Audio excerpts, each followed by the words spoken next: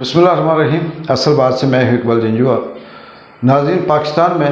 جو سیاسی اسکرپٹ چل رہا ہے، جس کی ایک سال ہو گئی ہیں، قسطیں مختلف انداز میں چلتی ہیں۔ کبھی عمران خان کو پاکستان تحریک انصاف کو نائل کرنے کی کوشش کی جاتی ہے، کبھی ایلیمینیٹ کرنے کی کوشش کی جاتی ہے، کبھی کیس بنا کر کیا جاتا ہے۔ تو اس اسکرپٹ کا اب جو آخری مرحلہ ہے وہ شروع ہو چکا ہے، اور اس اسکرپٹ کے آخری جو ایپیسوڈز ہیں اس میں مائنس عمران خان کا اسکرپٹ چل رہا ہے۔ پاکستان میں مائنس عمران خان کے لیے جتنا بھی جال بچھایا گیا ایک سال سے، جو کوشش کی گئی، اب اس کا اختتام اس طرح سے ہو رہا ہے کہ پاکستان تحریک انصاف کو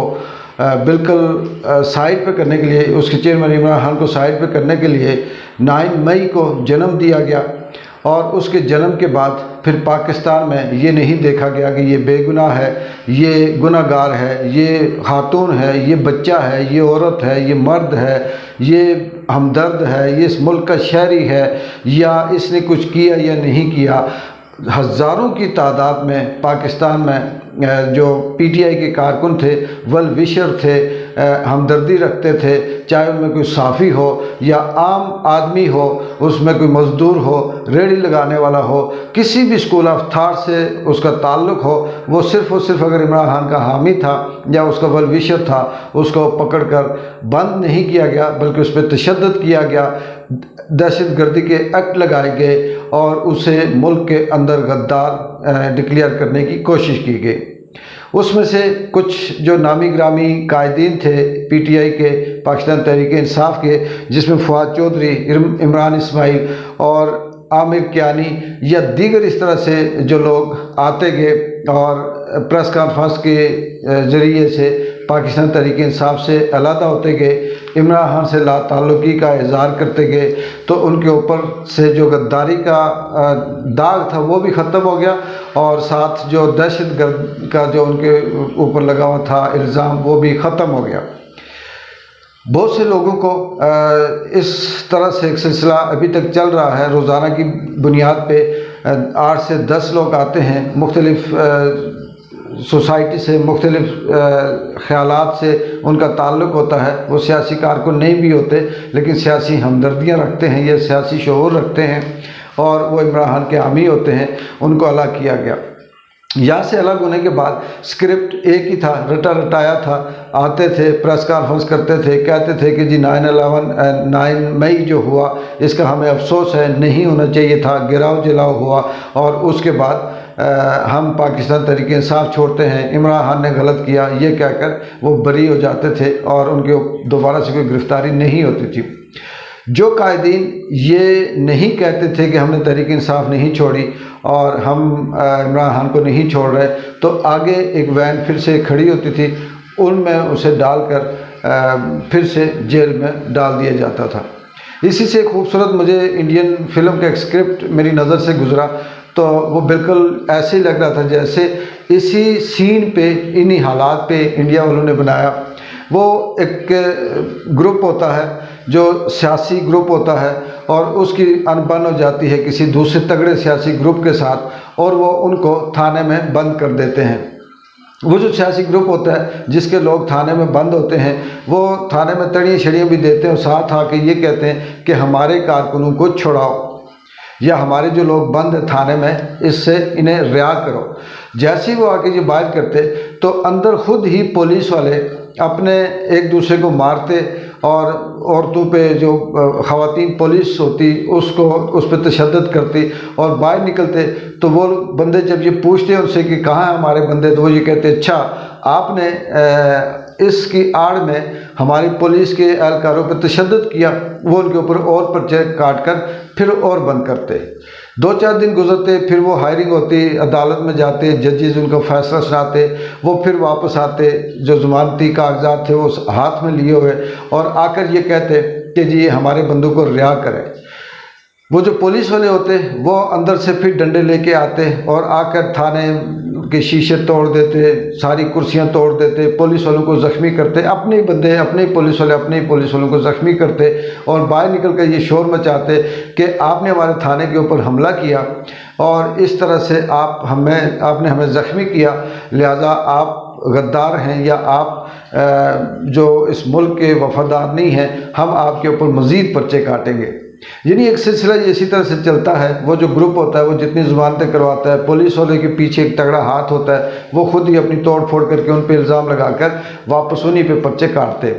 ये स्क्रिप्ट इसी तरह से पाकिस्तान में चला और इमरान खान को तनहा करने के लिए जितनी भी तरीक़ेकार थे, जितने भी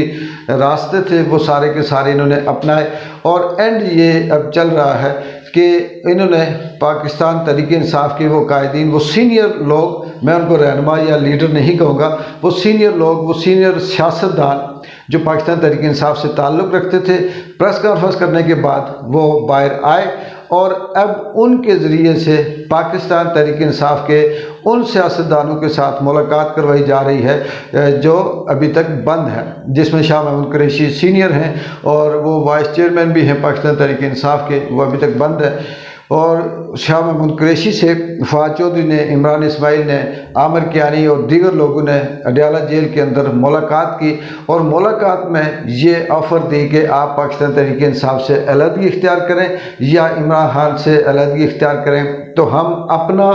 एक पाकिस्तान तहरीक इंसाफ के जो ग्रुप है वो अलग होते हैं, इमरान खान माइनस हो जाएगा और as it is Tehreek Insaf की जो भाग दौड़ है वो हम संभालेंगे। और फवाद चौधरी ने जो आज प्रेस कॉन्फ्रेंस की अडयाला जेल के बाहर ही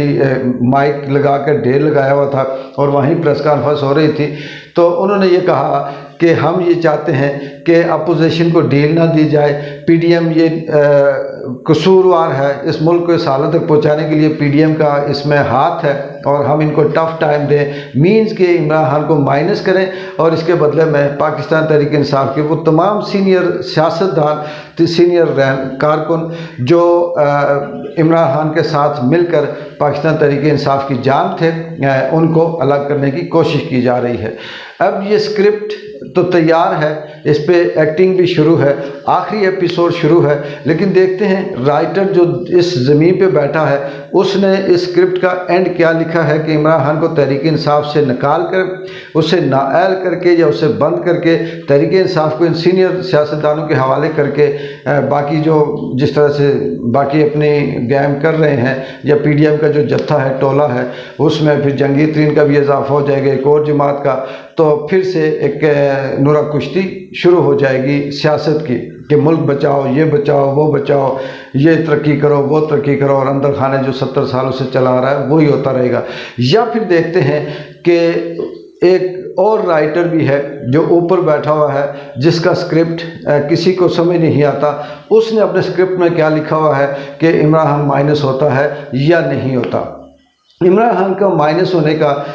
इस सियासतदानों के रवैयों से या सियासी ये जो लोग हैं इन्होंने जो कोशिश जारी की हुई है कि उन लोगों का रिहा करवाया जाए जो बंद हैं, बाकी कारकुन भी ये छुड़वा देंगे, जो आम कारकुन जो आम आदमी बंद है क्योंकि ये उनकी ज़मानत शान करेंगे और गारंटी देकर उनको रिहा करवाएंगे। दूसरा जो इसका अहम इशारा था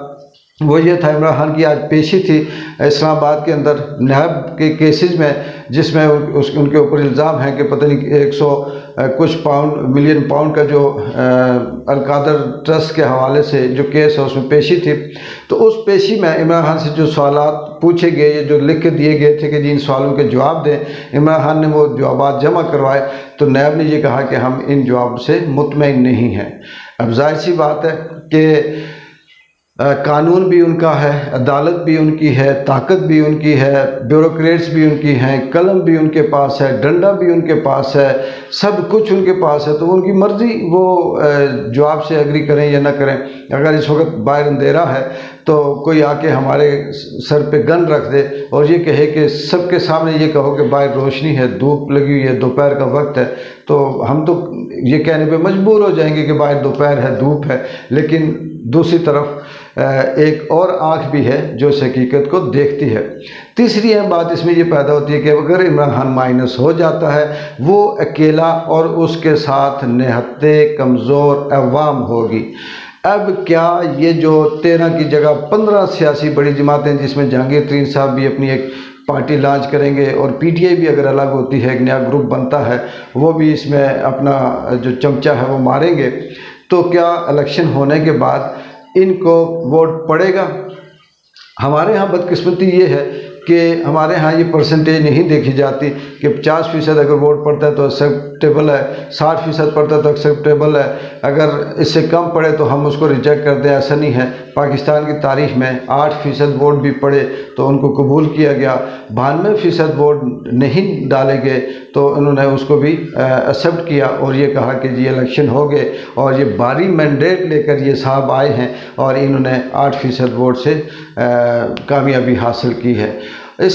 حوالے سے اگر ہم تاریخ دیکھیں تو ہماری بڑی بھیانک قسم کی ہسٹریاں ہیں، کہانیاں ہیں۔ بہرحال اللہ رحم کرے کہ عمران خان اس اسکرپٹ میں مائنس ہوتے ہیں، یا پھر یہ اسکرپٹ جو ایک اور ذات ہے لکھنے والی جس نے اوپر لکھ کے رکھا ہے، اس نے اس کی نیکسٹ ایپیسوڈ کس انداز میں لکھی ہے، اور جو زمین کے خدا ہیں انہوں نے اس اسکرپٹ کی نیکسٹ ایپیسوڈ کس انداز میں لکھی ہے۔ اس کی اپڈیٹ کے لیے آئندہ جو ڈیولپمنٹ ہوتی ہے اس وقت تک اقبال جنجوع کو اجازت دیں۔ اللہ حافظ۔